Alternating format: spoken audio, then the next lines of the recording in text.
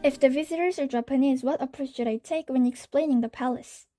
If the visitors are Japanese, I'll treat them the same as any other visitors, but with a bit more caution, since some stories may relate to the periods of Japanese colonization. My goal is to share Korean culture in a fair and respectful way, no matter who the visitors are. As a culture interpreter, I want people from all over the world to learn about the beauty and the meaning of Korean culture. Therefore, I'll treat everyone equally no matter their nationality because every visitor deserves respect and kindness. I believe true culture exchange starts with an open mind and equal treatment. I will only explain facts about what happened between Korea and Japan in the past. If my explanation includes what Japan did during the colonial periods, I'll speak carefully. For example, if I mention the Changgyeonggung Palace was once turned into a zoo and botanical garden, I'll explain without emotional words. This way, I can tell the truth while keeping respect. When I meet Japanese visitors, I'll be polite. I want them to feel welcome and not uncomfortable with learning Korea's history. I will speak respectfully so they don't feel blamed about their nation of the past. By doing so, I hope they can understand Korea's people, history, and culture sincerely. I believe explanation can help people understand each other beyond history and nationality. I hope visitors from Japan and other countries leave Korea with a warm and positive impression. If I crash landed in a strange land where language doesn't work, like Hamel or Veltavre, what would I do? Farming, hunting, office work, hiding, escaping attic without a smartphone. If I crash landed in a strange land where language doesn't work, I will feel lost and scared.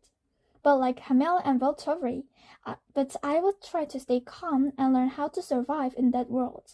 I will also try to think positively because I believe fear only makes things worse. My first goal would be to find a safe place near a forest or river where I could get plenty of water and food. I will collect wood, sticks, leaves, and stones to build a small shelter. I will try to make tools like knives, spear, and hammer. To get food, I'll try to catch fish, hunt small animals like rabbits, or find fruits. Since I don't have a smartphone, I will depend on nature and keep believing that surviving in one day means I can survive the next day. I would also make a small fire to stay warm. After finding safety, I will find people living in that country. If I found people, I'll try to understand them. First, I might watch them from far away, then use gestures and drawings to communicate. Even if we can't talk, I will smile and show kindness because kindness is a language that everyone could understand. Over time, I could learn some of their words just like what Vertebrae did in Joseon. I would also listen carefully to their sounds and repeat them to practice. When they trust me, I will help them with farming or small jobs. That way, I can study their land and how to survive in that land. After I learn things from them, I would also teach them something like from my country, like making something in return, like foods or high-tech stuffs. If we trade our customs and traditions more, would feel part of their community. I think I will try to gain trust little by little. At first, I might dream of escaping, but later I would want to live peacefully with them. But if the country is too violent or hard to live, I will try to escape. Every culture has something beautiful or good to share, and I could learn a lot. Even without a smartphone, I believe my courage, kindness, and desire to learn would help me survive, just like Hamel and Vertavre. I would also keep a diary to remember everything I learned in the country. I think my mom and dad wouldn't agree with me. They would want me to stay with them. If you were the government-sponsored student, like the Pobingsa or Yangsansa, where and what would you do? If I were a government-sponsored student, like the Pobingsa or Yangsansa, I would like to study both psycholinguistics and natural language processing (NLP). I love language, and I think it will enjoy studies related to languages. Language connects human minds and technology. By learning both, I want to understand how people think and how machines can learn to communicate like us. Psycholinguistics is a study of how people understand and speak languages. I'm interested in how our brains turn thoughts into emotions and how emotions turn into words.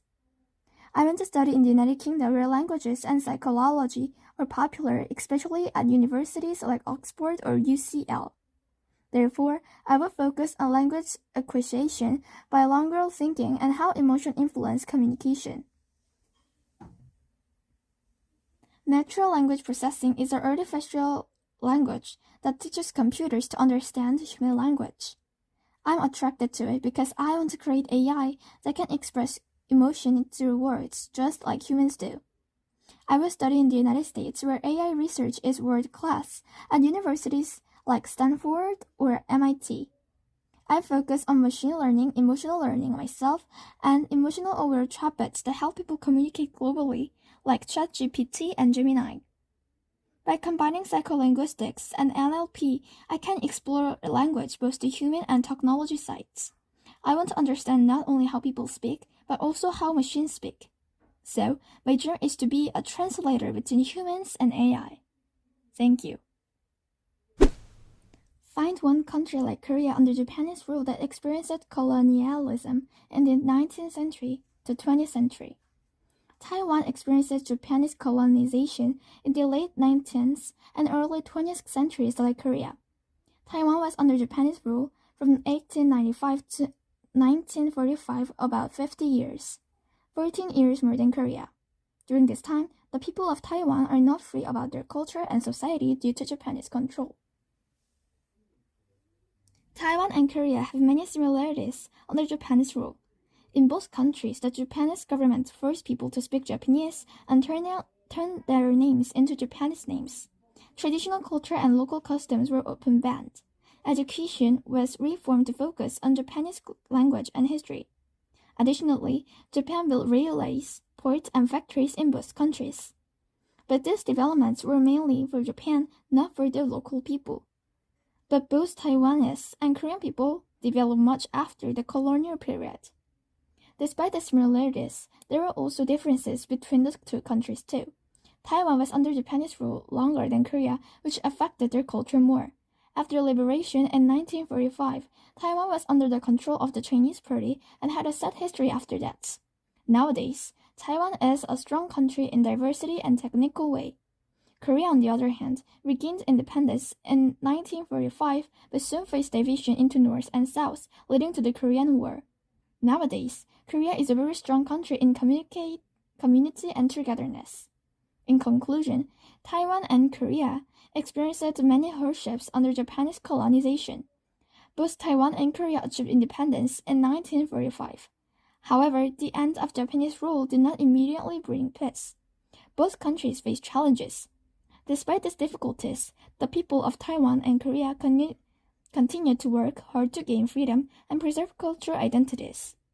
Their painful histories have taught the people of Taiwan and Korea the value of democracy, freedom, and national identity. Thank you.